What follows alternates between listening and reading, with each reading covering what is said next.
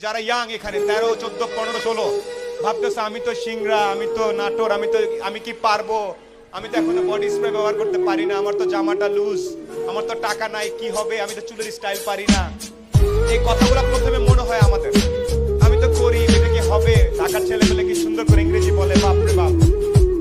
এইখানে সফল যারা কেমন তারাতে আছে এমন অনেকজন আছে এখানে, police officer, army officer, doctor, lawyer, সরকারি কর্মকর্তা, এমন অনেক আছে। তোমাদের এই মাটি থেকে গেছে না 13 থেকে 19 এইভাবে কথা বলে না, 13 থেকে 19 অনেক চিৎকার করে কথা বলে গেছে।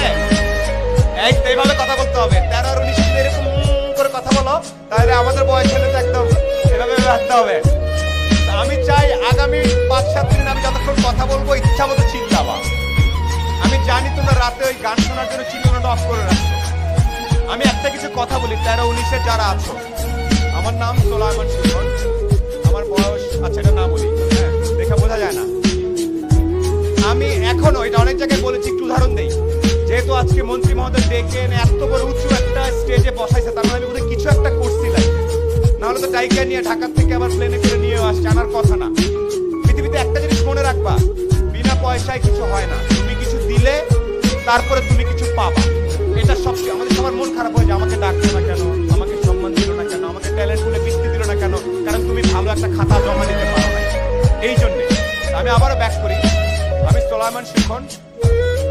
আমার কৈশোর পর্যন্ত 16-17 বছর পর্যন্ত ঈদে যদি আমি প্যান্ট নিতাম তাইলে আমার ভাই জামা নিতে পারবে, এইরকম পরিবার থেকে আমি উঠে আসছি। আমার বাবা ছিলেন আর্মির একজন সার্জেন্ট, যেটাকে আমরা হাবিলদার বলি। আমরা ছিলাম 5 ভাই বোন। সে অবস্থা থেকে আল্লাহর রহমতে এখন অনেক ভালো জায়গায় আছি। এই গল্পটা ছোট্ট করে একটু বলবো।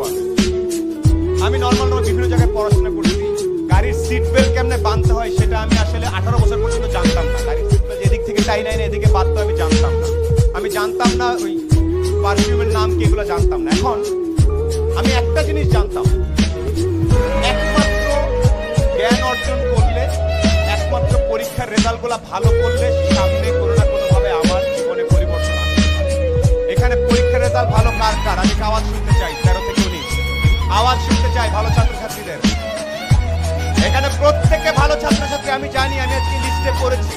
পলক ভাই প্লেনে আস্তে আস্তে বলছিল যে এত ছেলে মেয়ে, এত কৃতি সন্তান, আমি কিভাবে ছবি তুলবো একসাথে, আমার তো পুরো মাঠ লাগবে।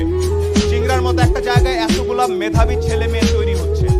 একটা সাজেশন তোমাদের সবার প্রতি, যারা তরুণ এখানে, যখনই চিন্তা করবা, এনি টাইম, তোমার বয়স 14, তুমি একভাবে চিন্তা করবা যে আমি আমার বয়স 14, নিউ ইয়র্কের একটা 14 বছর, আমেরিকার একটা 14 বছরের ছেলের সাথে আমি 1 ঘন্টা কথা বলি, ও জিতবে নাকি আমি জিতবো।